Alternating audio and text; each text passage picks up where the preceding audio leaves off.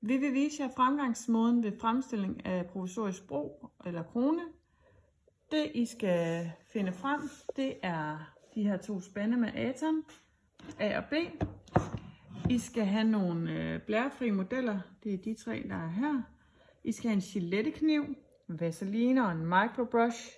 I skal have nogle handsker, I skal have pro-temp, en fyldningsfjerner, forskellige fræser og måske noget flowplast, hvis I har nogle blærer, der skal dækkes, og så noget artikulationspapir. Det første vi gør, det er, at man fjerner eventuelt, hvis der skulle være nogle underskæringer eller tilpas i præparationen. Så man tjekker lige med antagonisten også, at bidet passer. Og så skal vi i gang med at have taget vores aftryk. Der tager man cirka en halv ske A og B. Det der er vigtigt, det er bare, at I har den samme mængde af begge. Og der skal ikke ret meget til, så en halv ske passer cirka af hver. Og det modulerer man så sammen, indtil det får en jævn farve. Herinde så har Louise lige sat nogle markeringer på, hvorhen hun gerne vil have aftrykket til at gå fra og til. Og hun har også lige sat en lille mærke der, hvor der er nogle ligamenter, vi skal prøve at arbejde omkring. Så deler hun klumperne. En lille klump over til der, hvor vi bare skal lave en enkelt krone. Og så den lidt større del putter vi over til brodelen. Og nu kan I se, på vores model har vi lavet nogle aftryk tidligere, hvor jeres de vil være helt rene for aftryksmateriale.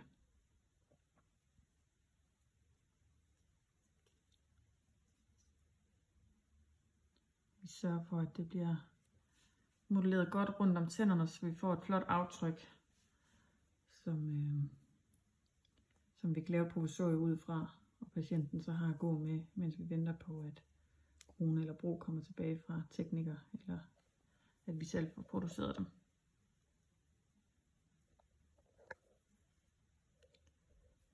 Sådan der, så skal vi bare vente på det afvender. Så er der gået et par minutter, og materialet er afbundet. Nu skal vi så have fat i vores model, der hedder efterprep. Som er den, hvor vi kan se, at der er preppet ud til bro og til krone. Nu prøver vi lige at flytte vores modeller over, så vi er sikre på, at det passer, og vi kan lige få indtegnet de her streger. Det kan man selvfølgelig ikke gøre, når det er en rigtig patient, men i den her situation kan vi godt lige lave nogle streger, der kan hjælpe os lidt. Og vi tjekker også lige, at ligamenterne de sidder fri, så vi ikke kommer til at irritere dem. Sådan der. Så nu har vi nogle støttepunkter til, når vi skal placere dem igen. Så tager vi dem af, og så skal vi have fat i vores vaseline, for lige at hjælpe os her. Det er jo sådan, at en giftmodel, den vil ikke være lige så glat som emaljen, så derfor hjælper vi os lige lidt på vej her med at putte lidt godt med vaseline på. Og det er lidt en balancegang, for vi skal have så meget på, at vi kan få aftrykket af igen. Men det skal selvfølgelig heller ikke være så meget, at det laver, at præparationen bliver helt anderledes. Så, men vær lidt hyggelig her med at få det godt ind. Det kan hjælpe jer efterfølgende, når vi skal have pro-temp-modellen af.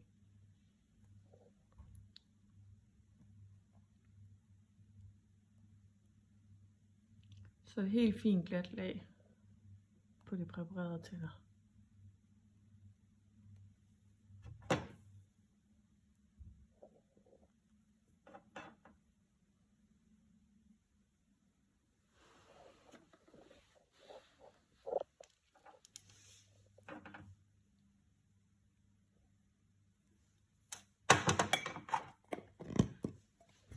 Så skal vi i gang med vores pro-temp.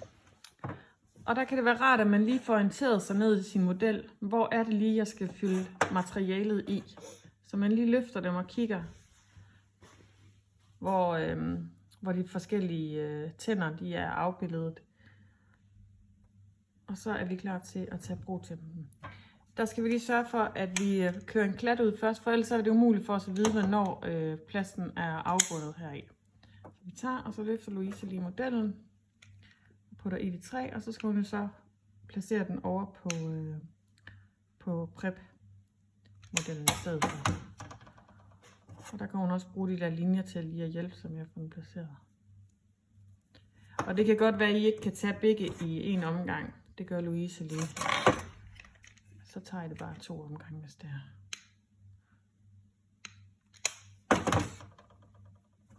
Og igen så bruger hun lige sin hjælpelinje til at se, hvor hun skal placere den, og trykker den ned. Sådan der.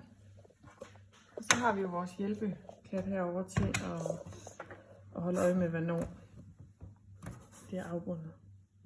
Nu har der lige gået et lille minut eller noget, og den skal ikke være helt afbundet. Den må godt lige være lidt fedtet i toppen stadigvæk. Og så tager vi det af. Og den kommer med ud i her. Så tager hun også lige den anden af, sådan så den ikke kommer til at sidde så fast. Sådan der. Og så skal vi i gang med lige at tilpasse det. Der kan man bruge fyldingsfjerner til at få modellen op af her. Og så en kulter Gillette kniv til at tilrette det med her.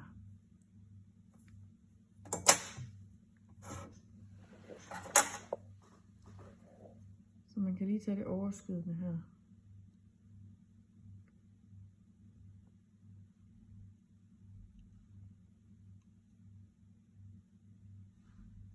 Og det kan være, at der er nogle blænder. Det opfører sig ikke helt som i munden på almindelige patienter, det her. Men der har vi flowplasten til at hjælpe os med at dække det, hvis det er, der er nogle ukurantheder. Så kan vi lige reparere det. Det er okay i den her situation.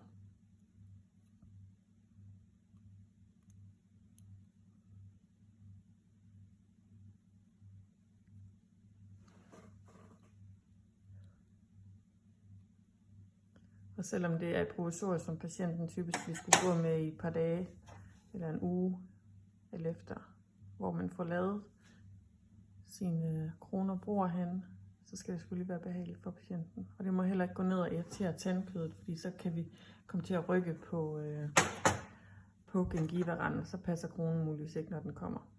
Så det er lidt en balancegang.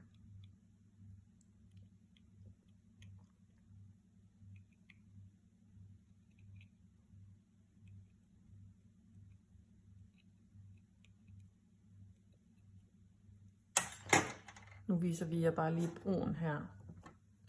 Det er samme fremgangsmåde. Og hvis der så er nogle blænder eller noget, så kan man bruge sin flowplast til at tilpasse det. Den der runde.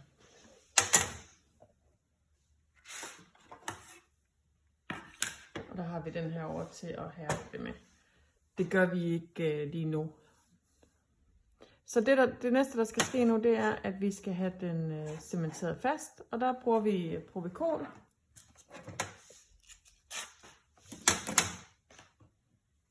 Og vi skal også tjekke artikulation.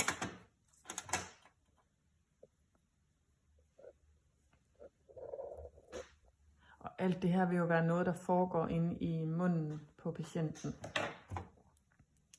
Så vi har lidt andre muligheder, når vi gør det her på den her måde.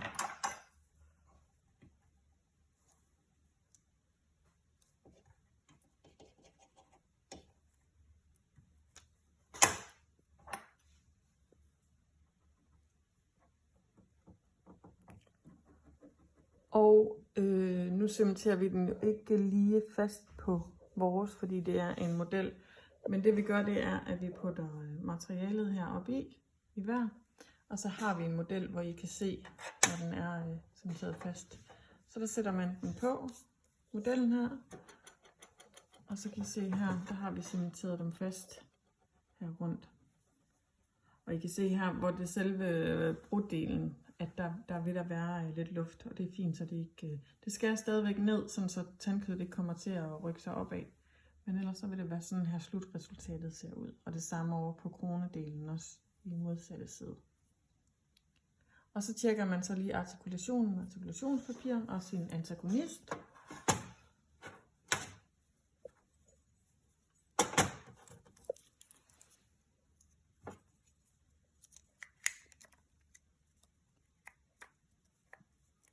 Tjekker, at det passer sammen. Så kigger man. Man kan se, at der er ikke sådan nogle helt skarpe mærker. Men der vil I ude på klinikken bruge patienten til at hjælpe jer til om hvordan det føles.